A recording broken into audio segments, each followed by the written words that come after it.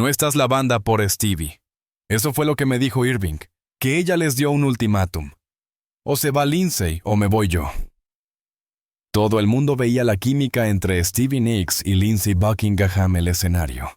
Lo que no veían era la guerra a puerta cerrada. Ella escribió Dreams sobre él. Él escribió Go Your Own Way sobre ella. Pero esas canciones fueron solo el principio. 2021, Stevie finalmente expuso lo que realmente sucedió. El sabotaje, los celos y por qué le dio a la banda un ultimátum que costó millones. Incluso reveló el momento exacto que decidió terminar con todo. Su reacción demostró que tomó la decisión correcta. Nació el 26 de mayo de 1948, Phoenix, Arizona. El Good Samaritan Hospital. Su nombre era Stephanie Lynn Nicks. Su padre, Jess, era una estrella corporativa ascenso, que eventualmente se convirtió presidente de Armour Dial y vicepresidente ejecutivo de Greyhound. Pero su carrera significaba que la familia siempre estaba en movimiento. Nunca se establecieron por mucho tiempo. Ese tipo de vida le enseñó a Stevie desde muy joven que nada dura para siempre. Ni siquiera su nombre siguió siendo el mismo. Cuando era niña, no podía pronunciar Stephanie. Entonces, se llamaba a sí misma Ted. Con el tiempo, eso se convirtió en Stevie. Se quedó así, y al igual que su nombre, su identidad seguiría evolucionando. La música entró su vida a través de alguien muy cercano, su abuelo, Aaron Jess A.J. Nicks Sr., nacido el 28 de mayo de 1892. Edge era un cantante de country que nunca encontró la fama, pero creía Stevie. Cuando tenía solo 5 años y le faltaban los dientes frontales, le pagaba 50 centavos a la semana para que cantara con él. Le decía, «Eres una cantante de armonía, cariño». Practicaban canciones como It's Late de Dorsey Burnett. Soñaba con llevarla de gira como un viejo dúo y su nieta, pero su madre no lo permitió. Quería proteger a Stevie de ese tipo de vida. Aún así, A.J. encendió una llama a ella. Le demostró que la música no era solo algo que se escucha, era algo que se siente y se crea. Debido al trabajo de su padre, la vida de Stevie nunca se quedó en un solo lugar. La familia vivió Phoenix, Los Ángeles, Albuquerque, El Paso, Salt Lake City, Chicago y varias ciudades de California. A veces, Stevie se quedaba atrás para terminar la escuela. Su canción Candle Bright se describió a sí misma como una nómada rodando por toda mi vida. Tuvo que aprender a adaptarse rápidamente, a conectar con la gente rápido y a estar bien con empezar de nuevo. Ese movimiento constante le dio la resistencia emocional que luego necesitaría cuando el mundo de la música se pusiera difícil. Su 16º cumpleaños lo cambió todo. Era 1964. Sus padres le alquilaron una guitarra Goya y le dieron clases. Ese mismo día, su primer novio rompió con ella. Ella tomó el desamor y lo convirtió su primera canción. He amado y he perdido y estoy triste, pero no triste. La letra era cruda, simple y honesta. Una vez amé a un chico que era maravilloso y sincero, pero él amó a otra antes de amarme a mí. Fue entonces cuando hizo clic. No era solo alguien a quien le gustaba la música, era una compositora, y sus padres también lo vieron. Algo había cambiado a partir de ese momento. La música no era solo un hobby, era su propósito. Su gusto por la música era inesperado para alguien que se convertiría un icono del rock. Creció escuchando la radio Top 40 los años 50 y principios de los 60. Le encantaban los grupos de chicas como The Shirelles, Martha Reeves and the Vandellas y The Shangri-Las. Una canción, Remember, Walking in the Sand, la obsesionó de la mejor manera. Absorbió esos sonidos profundamente. Luego vino la influencia de la música country de su abuelo. Esa mezcla de pop, soul, folk y country moldeó su estilo. Es por eso que sus canciones luego mezclaron géneros tan suavemente. También es por eso que pudo trabajar con gente como Tom Petty, Don Henley, e incluso Harry Styles décadas después. Su sonido no tenía muros a su alrededor, pero todo realmente comenzó a tomar forma cuando conoció a Lindsey Buckingham. Era 1966. Stevie era estudiante de último año y Lindsey de penúltimo. Se conocieron en una reunión de Young Life, que era básicamente una excusa semanal para que los adolescentes socializaran. Lindsey estaba sentado en la sala de alguien tocando California Dreaming. Stevie lo escuchó y se acercó. Se unió armonizando sin perder el ritmo. «Pensé que era un encanto», dijo más tarde. Sus voces coincidían como si estuvieran hechas el uno para el otro. Aún así, después de esa noche, no se volvieron a ver durante 2 años. La magia era real, pero el momento no lo era. Luego, 1968, todo cambió. Lindsey llamó a Stevie. Su banda, Fritz, necesitaba un cantante principal. El grupo había comenzado como un acto de la escuela secundaria, pero ahora estaba reservando conciertos cada vez más grandes. Stevie dijo que sí. Había estado tocando música folk hasta ese momento, pero Fritz era puro rock psicodélico. A las pocas semanas de unirse, estaba abriendo para Janis Joplin, Jefferson Airplane y otras leyendas. Un día, estaba cantando canciones folk tranquilas, y al siguiente estaba el escenario frente a miles de personas. Fritz le dio el curso intensivo de rock and roll, que ni siquiera sabía que necesitaba. Durante sus 3 años y medio, Fritz, Stevie y Lindsey no estuvieron involucrados románticamente. De hecho, Stevie salió con otras personas. La banda tenía una regla tácita: nadie podía salir con ella. Sin embargo, tampoco querían que gente de fuera se acercara a ella. Si alguien en la banda empezaba a pasar tiempo conmigo, los otros 3 literalmente destrozaban a esa persona, dijo. La tensión era constante y desgastaba a la banda. Cuando Fritz se deshizo en 1971, fue un alivio cierto modo. Stevie y Lindsey finalmente fueron libres de explorar su conexión musical y personal. Pero justo cuando estaban planeando su próximo paso, sucedió algo inesperado. Lindsey contrajo mononucleosis. No solo un caso leve. El suyo duró casi 1 año. Stevie se convirtió su cuidadora. Cocinaba, limpiaba y le hacía compañía, mientras también escribía canciones y planeaba su futuro. Este tiempo juntos los unió más profundamente de lo que la actuación podría haberlo hecho. Ya no eran solo compañeros de banda, eran un equipo. Su asociación se convirtió en algo que ninguno de los dos entendía completamente ese momento, pero ambos lo sentían. Esa enfermedad retrasó su mudanza a Los Ángeles, pero también les dio tiempo para crecer, para pensar y para prepararse para lo que venía. Para cuando Fritz terminó, ya habían abierto para Jimi Hendrix, Santana, Chicago y The Steve Miller Band. Habían tocado lugares legendarios como el Fillmore y Winterland. Stevie absorbió cada momento.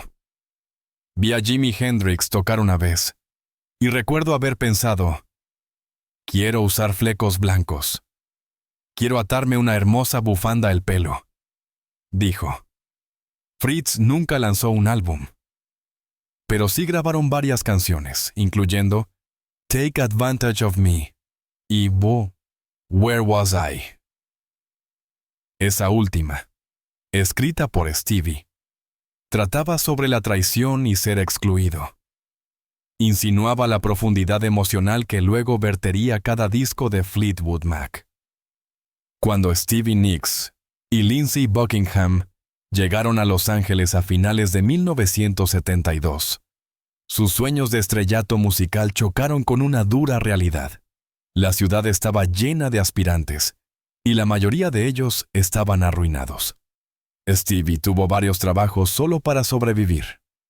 Camarera Bob's Big Boy, Clementine's y The Copper Penny. Incluso limpiaba casas para pagar las cuentas. Una de esas casas pertenecía al productor Keith Olsen, el hombre que estaba produciendo su álbum. Estaba fregando sus pisos de día y grabando voces de noche. Estaba bastante madura cuando me uní a Fleetwood Mac. dijo más tarde. No habría sido capaz de manejar el éxito de la noche a la mañana de otra manera. El dinero era tan escaso que a menudo se dividía en una sola hamburguesa o un trozo de pizza para cenar. Stevie creía que Lindsay necesitaba concentrarse completamente en su música. Ella cubrió las cuentas para que él pudiera tumbarse el suelo con su guitarra, practicando día y noche. Se suponía que su gran oportunidad llegaría en 1973 con su álbum debut, Buckingham Nicks, grabado Sound City Studios y lanzado por Polydor. El álbum lo tenía todo: 10 canciones bien elaboradas, músicos de sesión como Waddy Wachtel y Jim Keltner, y actuaciones sólidas. Pero el álbum fracasó. Fue retirado rápidamente y Polydor los dejó. Sus nombres se desvanecieron en el fondo y sus deudas siguieron creciendo. La portada incluso deletreó mal el nombre de Stevie como Stevie. A pesar de su fracaso, el álbum se convirtió lentamente en un clásico de culto y años más tarde sería reeditado. Ese momento, sin embargo, solo significó más decepción. Stevie y Lindsay estaban desconsolados. Todos los sacrificios que habían hecho no habían llevado a nada. Todavía le debían dinero a Sound City por las sesiones. Se sentía como tocar fondo. Ese fracaso ejerció una seria presión sobre su relación. Viviendo la pobreza y constantemente bajo presión, comenzaron a tener discusiones ruidosas e intensas que terminaban con Lindsay durmiendo el suelo mientras Stevie se quedaba en el dormitorio con su perro.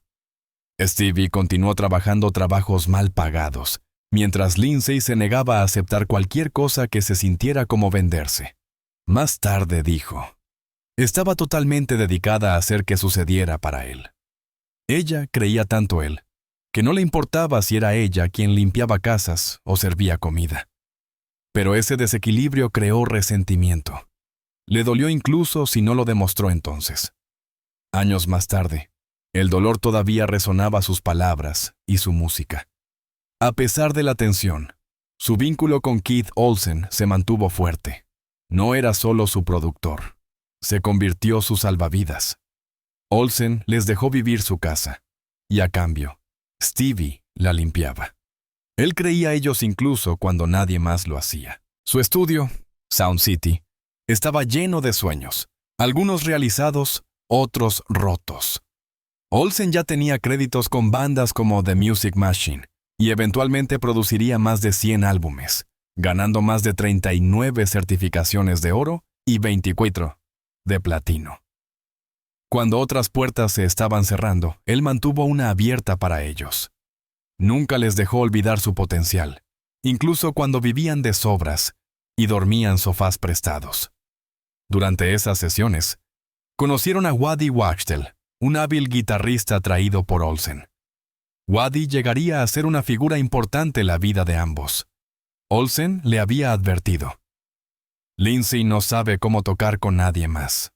Ayúdale a aprender.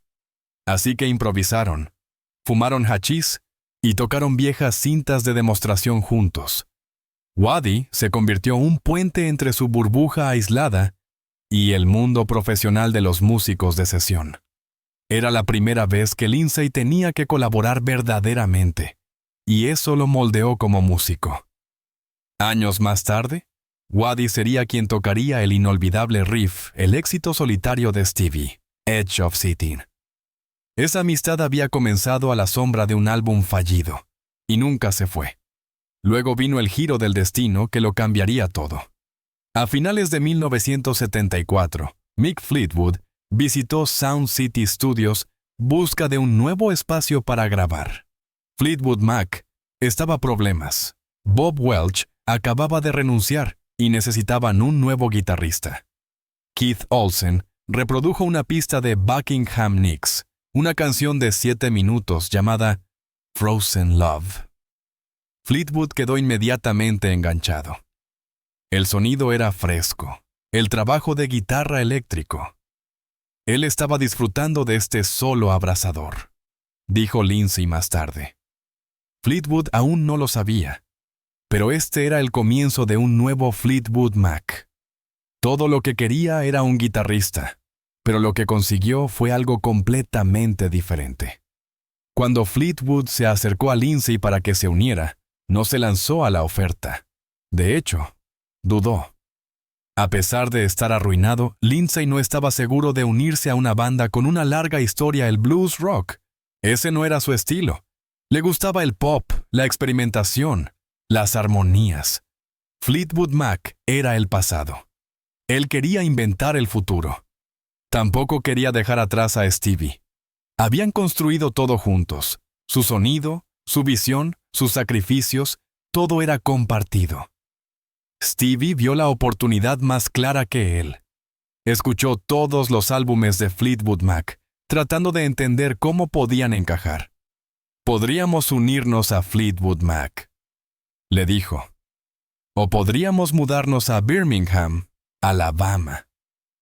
Allí estaban recibiendo tiempo de emisión, pero mudarse a Alabama se sentía como rendirse. Stevie sabía que esta era su única oportunidad real. Así que Lindsay devolvió la llamada con condiciones. Si él se unía, Stevie también vendría. «Somos un paquete completo», le dijo a Fleetwood. Eso fue inesperado. Fleetwood nunca había imaginado agregar tanto un guitarrista como una cantante. Estaba preocupado por cómo reaccionaría Christine McVie, la única mujer de la banda a ese momento. Pero después de pensarlo un poco, la banda estuvo de acuerdo. Stevie y Lindsay se unirían ambos. Era arriesgado. Cambiaría todo sobre Fleetwood Mac. Su sonido, su química, su identidad. Pero era un riesgo que valía la pena correr. La víspera de Año Nuevo de 1974, Stevie y Lindsay se unieron oficialmente a Fleetwood Mac. Fue el final de un capítulo y el comienzo de algo que ninguno de ellos podría haber predicho. Apenas unas semanas después, el 26 de enero de 1975, comenzaron los ensayos. Todavía tenían algunos shows de Buckingham Nicks para terminar, incluyendo uno final Birmingham, Alabama. Esa noche, agotaron las entradas para un lugar con capacidad para 6,000 personas. Éramos totalmente desconocidos Los Ángeles, recordó Lindsay. Pero Birmingham se estaban volviendo locos. Era poético. La ciudad que los había abrazado durante el fracaso les dio una última despedida antes de que se convirtieran parte de la historia del rock. A principios de 1976, Fleetwood Mac entró al estudio para grabar Rumors. Pero entre bastidores, todo se estaba derrumbando. Stevie Nicks y Lindsey Buckingham acababan de romper. Trataron de fingir que todo estaba bien por el bien de la banda. «Estábamos rompiendo cuando nos unimos a Fleetwood Mac», dijo Stevie más tarde. Admitió que volvieron a estar juntos temporalmente solo para evitar que la banda se desmoronara. «Fui lo suficientemente inteligente como para saber que si rompiéramos el segundo mes de estar Fleetwood Mac, habría volado todo. Así que se portó bien. Mantuvo las cosas dulces. Lindsay no. Era frío, distante y amargado. Y no eran los únicos que luchaban. Christine y John McVie, casados durante 8 años, dejaron de hablarse fuera del estudio. Su divorcio llegó justo medio de la grabación. Solo hablaban de música, nada más. Mientras tanto, el baterista Mick Fleetwood descubrió que su esposa Jenny lo estaba engañando con su mejor amigo. Así de mal se pusieron las cosas. Toda la banda era un desastre. Y, sin embargo, seguían apareciendo. Seguían grabando. De alguna manera su desastre personal se convirtió en magia profesional. Mientras grababan las pistas, la ruptura se filtró la música. Lindsay escribió Go Your Own Way. Era furiosa, enojada y claramente sobre Stevie. Una línea, empacando. Alojarse es todo lo que quieres hacer. La golpeó como una bofetada. Odiaba cantarla el escenario. Quería ir y matarlo, admitió. Así que ella contraatacó, pero no con rabia, con algo más tranquilo, más sabio. Dreams. Su letra era más suave, pero aún así apuntaba. Cuando la lluvia te lave, lo sabrás. Era un mensaje para Lindsay envuelto una melodía. Más tarde se rió al respecto. La de Lindsay era amarga. La mía era esperanzadora. Dos caras de la misma moneda. Su pelea no era solo personal. Se estaba desarrollando tiempo real a través de la música, y funcionó. Dreams se convirtió el primer y único éxito número 1 de la banda. Pero la guerra musical no se detuvo ahí. Stevie había escrito otra poderosa canción de ruptura, Silver Springs. Era personal, profunda, dolorosa, pero no llegó al álbum final. Lindsay presionó para que se cortara. Dijo que no había espacio. Cambio. Fue arrojada a la cara B de Go Your Own Way. Stevie estaba furiosa. Creía que lo hizo para silenciarla. Se sintió como un sabotaje, dijo más tarde. La canción había sido su liberación emocional, y ahora estaba enterrada. Años más tarde, cuando la banda interpretó Silver Springs, vivo, se convirtió la favorita de los fans, un recordatorio de todo lo que habían pasado y de cómo nunca se curó realmente. A pesar de todo el caos, Rumors explotó. Alcanzó el número 1 el 4 de febrero de 1977 y permaneció allí durante 31 semanas. Vendió más de 21 millones de copias solo los Estados Unidos. Eso es 20 veces platino. Ganó el Grammy de 1978 al álbum del año y tuvo un pedido anticipado de 800,000 unidades ese momento. El más grande en la historia de Warner Brothers. El éxito fue enorme, pero tuvo un precio. John McVie dijo que el álbum se sentía como si todos escribieran sus diarios y agendas sobre los demás. La ironía fue brutal.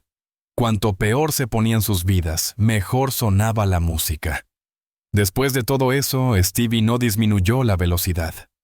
1981, lanzó su carrera solitario con Belladonna. Debutó el número 1. Fue multiplatino y demostró algo grande. Stevie Nicks podía brillar sin Fleetwood Mac. Trajo grandes nombres. Tom Petty se unió a ella para Stop Dragging My Heart Around. Don Henley cantó Leather and Lace. Belladonna le dio Edge of 17, una de sus canciones más icónicas. Rolling Stone la llamó la reina reinante del rock and roll. Ya no era solo la voz de Fleetwood Mac. Era una estrella solitario. Pero con la fama llegaron problemas más oscuros. Su consumo de cocaína, que comenzó a principios de los 70, se descontroló los 80. Una vez dijo que su primer encuentro fue mientras trabajaba como empleada de limpieza. Alguien dejó una línea de cocaína para ponerla a prueba. Eso fue en 1973. Para cuando alcanzó su punto máximo, estaba gastando millones de drogas.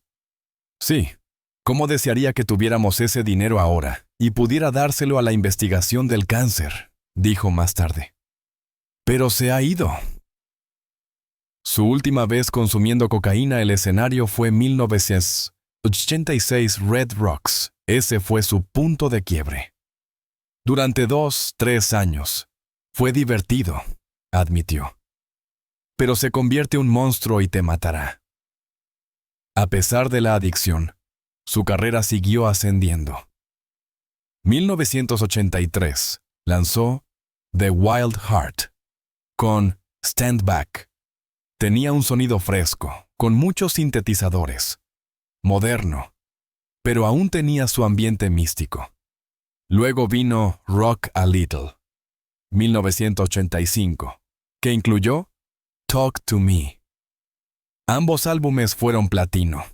Estaba de gira, grabando, actuando, todo mientras seguía siendo parte de Fleetwood Mac. Pero el ritmo era aplastante, y las drogas la mantenían en marcha. Se convirtió en un ciclo peligroso. El éxito condujo a la presión. La presión condujo a las drogas, y las drogas la mantuvieron en el escenario. Y luego estuvo el romance. Durante la gira australiana de 1977, Stevie y Mick Fleetwood se hicieron amantes. Fue breve pero complicado. Mick estaba lidiando con un matrimonio roto. Stevie todavía se tambaleaba por Lindsay. Encontraron consuelo el uno el otro, pero solo hizo las cosas más enredadas. Ella quería ayuda. Estaba cansada de la cocaína, del caos, del subidón interminable que siempre venía con un bajón. Entonces, a finales de la década de 1980, Stevie fue a una psiquiatra. Esperaba una salida. Cambio, le dieron clonazepam. El médico le dijo que le ayudaría. Dijo que era más seguro, legal, limpio, nada como la cocaína.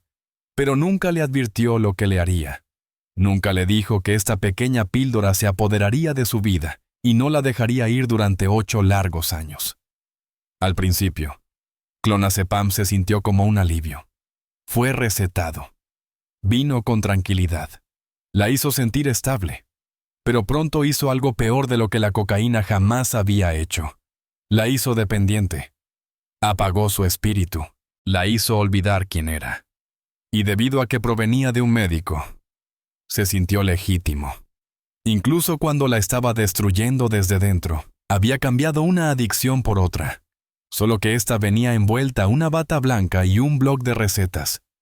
A principios de la década de 1990, supo que tenía que dejarlo. Pero dejar clonazepam no era como dejar la cocaína. No era solo emocional, era físico, violento. Su cuerpo se había acostumbrado tanto a la droga que quitarla la envió a una tormenta. La desintoxicación duró 47 días. Cada día fue una guerra. Su cabello se puso gris. Su piel se descascaró.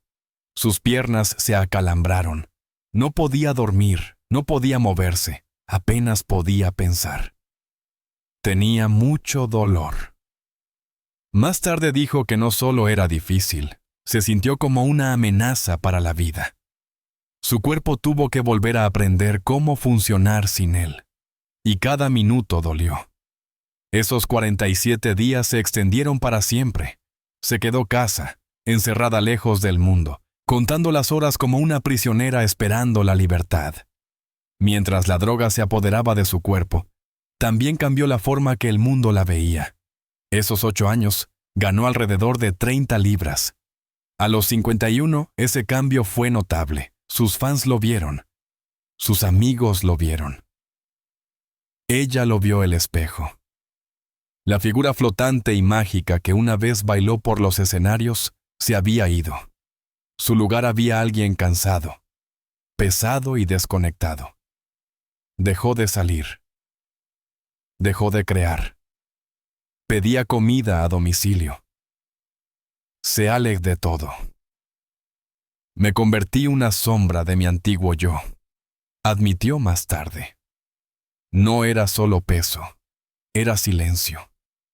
Perdió su energía, su chispa, su conexión con la música, con la gente, consigo misma. Luego vinieron los temblores. No eran sutiles. Sus manos temblaban. Su cuerpo se contraía.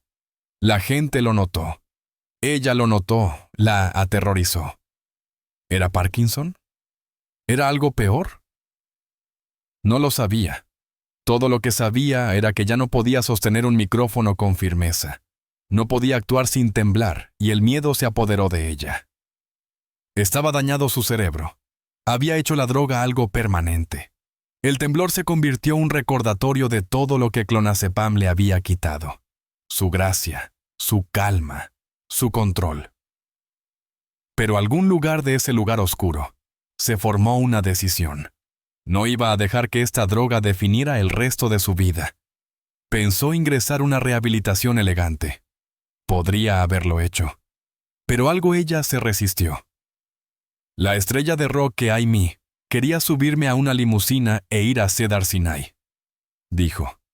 Pero luego se dijo a sí misma, vas a luchar contra estos 47 días. Y lo hizo. Casa, sola. Sin titulares, sin enfermeras, solo ella y la droga, encerradas una batalla final. Esa elección, cruda y sin filtros, se convirtió su punto de inflexión. Fue doloroso, pero fue suyo. Le devolvió su poder, poco a poco. Pasaron los años. Su cuerpo se recuperó, su espíritu regresó. Pero la vida tenía una tormenta más esperando. 2018, Fleetwood Mac estaba siendo homenajeado la ceremonia de la persona del año de Music Cares. Debería haber sido una celebración. Cambio, se convirtió el final. La banda había estado tensa durante meses. Los desacuerdos sobre los horarios de las giras, las listas de canciones y las prioridades los habían llevado al límite. Esa noche, todo se rompió. Lindsey Buckingham, su compañero musical de toda la vida y antiguo amante, actuó mal. Fue grosero, especialmente con Harry Styles. Eso le importó a Stevie. Harry representaba algo nuevo, algo esperanzador. Y el desprecio de Lindsey hacia él se sintió como una bofetada. No fue muy amable con Harry Styles, recordó. Pero no fue solo eso. Lindsey también había sido frío con otros, arrogante, amargado, y Stevie ya había tenido suficiente. Medio de esa ceremonia, sucedió algo extraño. Escuchó las voces de sus padres, primero la de su madre. ¿De verdad vas a pasar los próximos 15 años de tu vida con este hombre? Luego la voz de su padre, tranquila y seria. Es hora de que ustedes se divorcien. No era solo memoria. Se sintió como una guía. A sus padres les había gustado Lindsey. Eso lo hizo real. No le estaban diciendo que se fuera por despecho. Le estaban diciendo que se salvara a sí misma. No dijo una palabra esa noche. Sonrió. Dio su discurso. Pero su cabeza, la decisión ya estaba tomada. Ni siquiera le dije nada a nadie. Había sucedido mi cabeza hasta que terminó toda la ceremonia. Más tarde reveló que sucedió un instante después de 50 años de acumulación. Esa noche, lo que se suponía que era un tributo se convirtió en una despedida. Luego vinieron las cámaras. Durante su discurso, Lindsey puso los ojos blancos. Millones lo vieron. No fue sutil, no fue respetuoso, fue mezquino y público y permanente. Para Stevie, confirmó todo. Esto ya no era una asociación. Era veneno. Ese único momento capturó décadas de falta de respeto. Y ahora estaba ahí fuera para que el mundo lo viera. Después del evento, actuó rápido. Le dijo a la banda, es él o yo. Sin debate, sin drama. Lindsey admitió más tarde que todo fue obra de Stevie. No estaba fanfarroneando. Se habría alejado de Fleetwood Mac para siempre. Pero la banda no podía permitirse el lujo de perderla. Ella era su rostro, su legado. Así que Lindsey se fue. No se lo tomó con calma. Demandó. Millones estaban en juego. La gira de despedida había sido planeada y su despido significaba que se la perdería. Afirmó que era injusto, que no se trataba del comportamiento, sino del dinero. El caso se hizo público, pero no por mucho tiempo. A finales de 2018 se resolvió discretamente fuera de los tribunales. Sin ganadores, solo silencio. Pero el silencio no duró. 2021, Stevie habló. Llamó a la versión de Lindsey historia revisionista. Dijo que estaba llena de mentiras.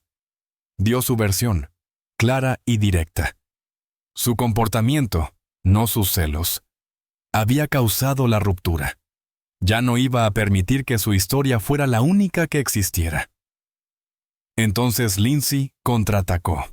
Le dijo a Rolling Stone que Stevie nunca lo había superado casándose tarde la vida, que sus acciones provenían de los celos, que no podía soportar verlo feliz. Fue un golpe bajo. Stevie había apoyado sus relaciones antes. Esta acusación dolió, y dejó claro que la reconciliación estaba descartada para siempre. La banda siguió adelante sin él. Trajeron a Mike Campbell de la banda de Tom Petty y a Neil Finn de Crowded House. Dos músicos para reemplazar a uno. No se trataba solo de llenar el espacio. Se trataba de avanzar. Stevie creía que Fleetwood Mac todavía podía brillar. Lindsey los llamó una banda de covers. Dijo que estaban siendo deshonestos, pero la verdad era clara. La música continuó sin él.